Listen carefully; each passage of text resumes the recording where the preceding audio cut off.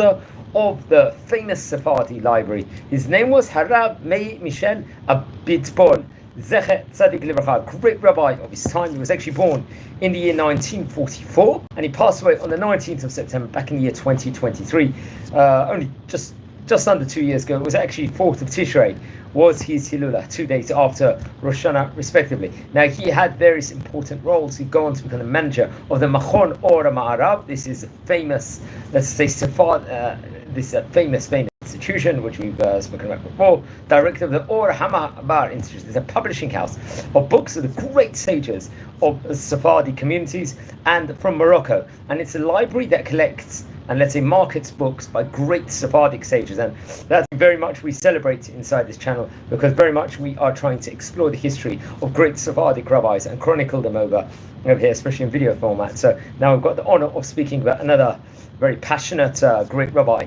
that actually was dealing in this. Let's explore maybe the highlights of the great rabbi's life. Now, he was born in the Moroccan area of Casablanca. Now, we've spoken about this place on various occasions before inside the series. Casablanca is the largest city of Morocco and its main port, let's just say, in of itself, an economic center of Morocco. Came from great rabbinic auspices. I believe his father was Amram. Actually, I'm not too sure if he was a rabbi himself. And his mother's name was Sarah. She happened to be from the Elbaz family, the famous family, the Elbaz family. Now, I think it was around the year 1960. He was a teenager at that point in time, about 15, 16. He would go on to move to the area of Tangier, which is more of northern Morocco, in of itself, to study, to progress his study, Torah study over there. And then come with the year 1963 and make a big move to England and would study in the famous Gateshead Yeshiva. I think that was headed at that point in time by Rabbi Aryeh Zib Gurbitz, who was Rosh Yeshiva over there. I believe most notably he was a son-in-law of Rabbi Eliyahu Lopian, if I'm not mistaken, who was also another famous rabbi over there. Now, come with the year 1967, he participated in the establishment of the Merkaz HaTorah Yeshiva in the suburbs of Paris. It's reported over. That was headed by another famous rabbi we've spoken about on various occasions before, Rabbi Yaakov Toledano. Remember we spoke about Rabbi Yaakov Toledano? I think it was actually his Hilula, if I'm not mistaken, on Zayin Adar, the same date as Moshe Rabbeinu. He was one of the first videos we recorded at that point in time. He was a great rabbi, Rabbi Yaakov Toledano, Rosh Yeshiva in France, respectively. He also was part of, like, I think, the Gateshead Lithuanian school system. And really did various important Torah and huge kiruv work Rabbi Yaakov Toledano did in his time. And he was part of the entire Toledano rabbinic dynasty, which we spoke about. I think he headed the Marbitzei Torah organization, which brought together Sephardic rabbis that had ties to the Lithuanian world, let's just say. So I would have to bring that about also. So very, very prominent. So he very much, Rabbi Meir Abitbol, would have a close connection and working connection with Rabbi Yaakov Toledano. Now, come with the year 1968, it was, I believe, Rabbi Meir Abitbol will get married to Yocheved, Rabbinit Yocheved. I think she came from the Lardo family, if I'm not mistaken, Mishpachat Lardo, from Mazagan, respectively. So that was Mazagan, we've spoken about on various occasions before. It's more the Atlantic coast area of Morocco in the El Jadida Governorate. And he would then follow his parents to move to Montreal in Canada. Remember, in Canada, many Moroccan Jews, many people from Morocco would actually move there, over there. He would take part in establishing a Haredi Sephardi Moroccan style Merkaz Sephardi community over there that was managed by the local yeshiva. And then come out about 10, 12 years afterwards, in the year 1981, he would emigrate to Eretz Israel, the land of Israel, and he would settle in the famous Gilo neighborhood in Jerusalem. Gilo is in southern Jerusalem. It was founded, I think, in the year 1971, just after the Six-Day War, respectively, and we spoke about this on various occasions before. He would establish a Bet Midrash in the neighborhood and would sponsor an evening kollel in the neighborhood. He was called to manage yeshiva and various institutions, including of Rabbi Moshe Malkaz, I think the Ohel Moshe that's based in Bnei Brak, which would have at the time a staggering 700 Talmidim, 700 students.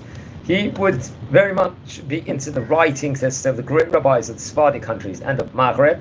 in Israel and would actually investigate inside the libraries and look at the photographs of manuscripts in the National Library. So come what the year 1983, he would found the Bnei Yisachar Institute, which I think was named after his grandfather, Rabbi Yisachar Simoni. Now, I think we mentioned him on various occasions before. I don't know if we've recorded a video about him, but I think that would definitely be an important mission of ours that we should do, is to record video. We are really into looking about the chroniclers and the famous, let's just say, rabbis that was very much connected to delving into Sephardic history and going properly inside there. So that was his ancestor. So they would name it after him, this let's say this famous library over there. Let's just say library in itself, this institute, the Bnei Yisachar, would do research for the publication of books of great Sephardic rabbis. Now, not short afterwards, in the year 1985, he would go on and establish the Sephardic Library over there. This is about 40 years ago from the time of recording, where many books will be gathered, let's just say, from collecting books by great Sephardic sages, which to really repopulate it in of itself.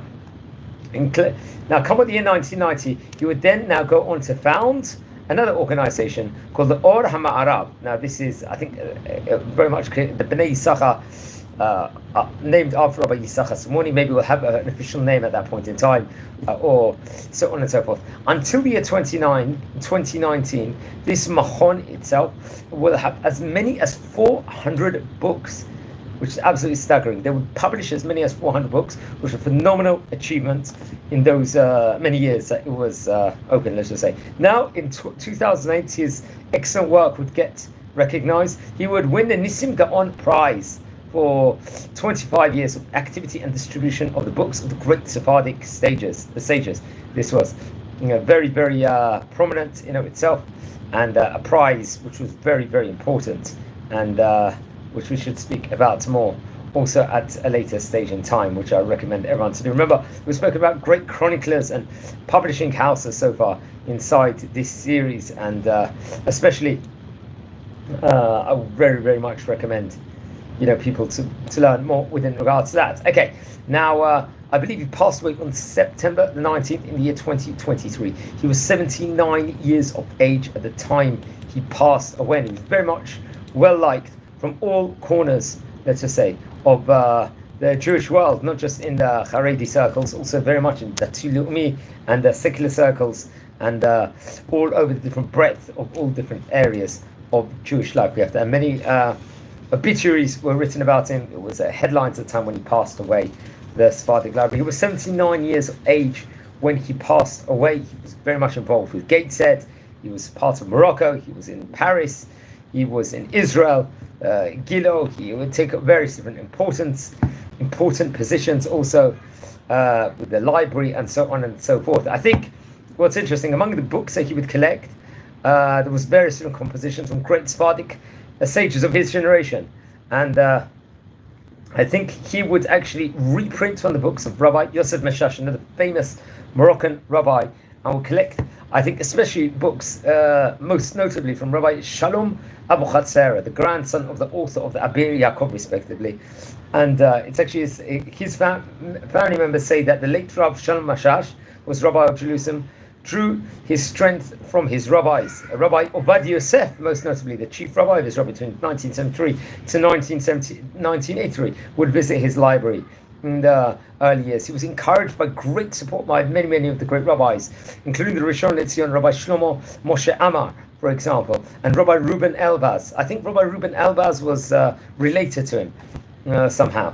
I think his cousin, and he was one of the reported over. Also, he was a big pusher at the time for the establishment of the Shas political party, I believe, on national level, the Shas movement. He would take tasks and would really much do huge amounts, let's just say, in of itself. I think he would draw strength from the great Torah movement of Rabbi Ovadia Yosef. He was close to Aryeh Deri also, who happens to be the head of the Shas political party. There was a great appreciation and friendship between the two people, and he would receive prizes over there.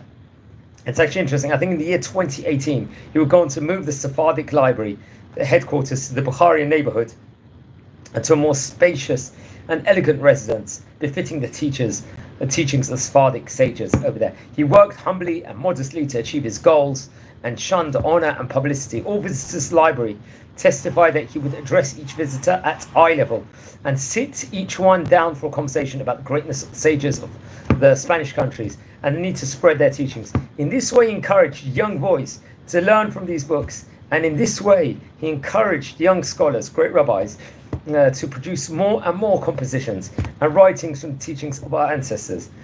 And obviously, it was absolutely devastating. And when he passed away, he was about 79 years of age. I believe he was buried in the Har HaMenuchot, the Mount of Rests cemetery in Jerusalem. And he was very, very much a great rabbi of his time. So please, friends, don't forget to at the time period when it's going to be Kitzilula, don't forget to light candles in his memory at that window of time. He was a very famous rabbi of the time. Another great rabbi from Casablanca, another great chronicler, let's just say, of Jewish history, of rabbinic history. He was very, very passionate within regards to spreading Sephardic heritage and so on and so forth, and was very, very connected to various different countries all over the globe, which was absolutely phenomenal. So please light candles in his memory at that point in time. Now, friends, we are a community here.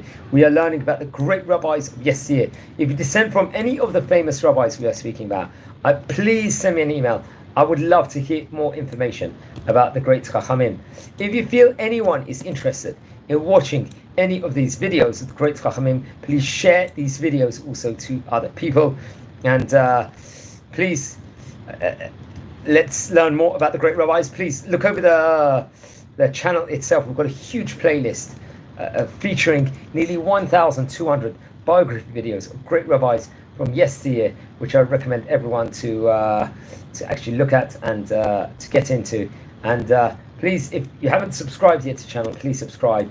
And we don't just do videos of great Chachamim of yesteryear. We'll also concentrate videos, let's just say, on having a great Jewish personality of modern day to speak to us. And we do daily Daf Yomi clips every single day to inspire the next generation of rabbis also. And we really, really go in and try and inspire people, give Jewish pride. We speak about current Jewish events also. That's another important, let's just say, role that we're trying to do at this point in time to help benefit Am Yisrael and do more and more and more. So friends, on that note, wishing you all well. Take care, thanks, and have a great day. Thank you for watching.